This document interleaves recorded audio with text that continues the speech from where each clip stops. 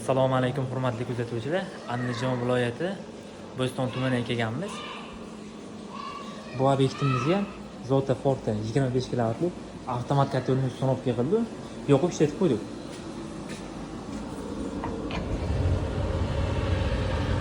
Kotelni mana yunishlari.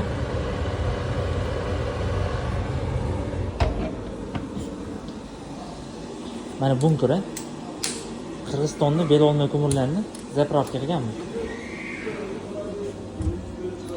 Mana.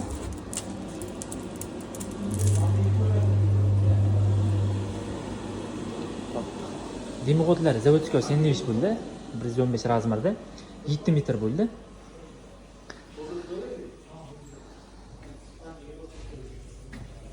Mana zaslonka, trani mana ulam ketgan. Подача, обратки, гидростройка qo'yib berdik. Shneglar haqida ham ma'lumot beraman. Shneglari qanaqangidir 5 sm dan katta ko'mir bo'ladigan bo'lsa, 3 tonna udar bilan maydalaydi. Agar 3 tonna udardan kuchi yetmaydigan bo'lsa, o'zi avtomatik kotelga ashib beradi. Kotelga ashib beradi. Jurnal ashib beradi chiqadi.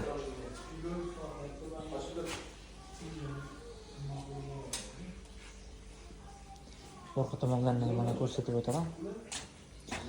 Apparatga slив, chekkasi zazmleni. Kabel montajlari. Zazmleni sketchovoy stabilizator bo'lmasa, garantiya servizdan chiqib ketib qoladi. Shu narsani ham qo'yiladi. Keyin biz garantiya servizni beramiz buni. Bu kotel. Termometrlar 60 gradus ketyapti. 40 gradus qaytyapti. 15 minut bo'ldi yoqqanimizga. 15 minut 20 minut bo'ldi. Oldingi sistemalarga ulab yedik. Bu tomoni atapleneniki, bu tomoni boileriki. Bu kotelimiz boilerni qo'ydi.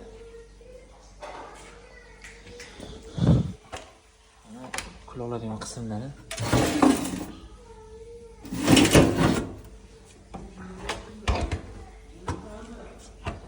Mana teplatmini qismlari.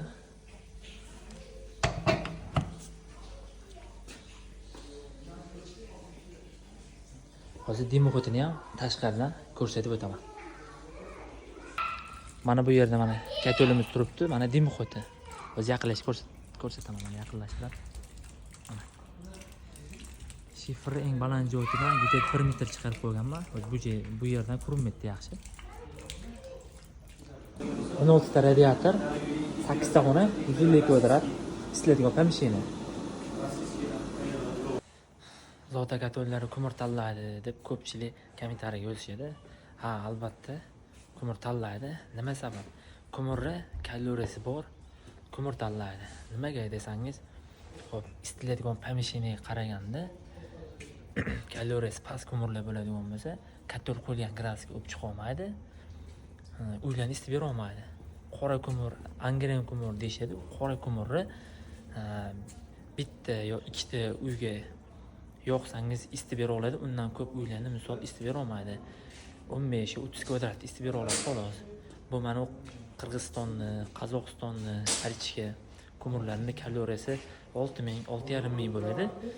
U qo'yilgan gradusga o'p chiqib, o'sha kotelga dam beradi, ventilyator shneglari ham dam olib, kotelni umri uzoqroq bo'ladi. Narxlarda unaqa katta farq qilmaydi. Angren ko'miri men bilmadim, yo 300 so'm yo 500 so'm bo'lishi mumkin kelasi, ammo siz qo'ygan kotelga gradusga o'p chiqib bera olmaydi. Kimgadir shunaqa rushnoy qo'l avtomat, original Zota kotellarga kerak bo'lsa murojaat qilaverasizlar. Xudo xolasa chiroyli qilib, kitobiy qilib o'rnatib beramiz.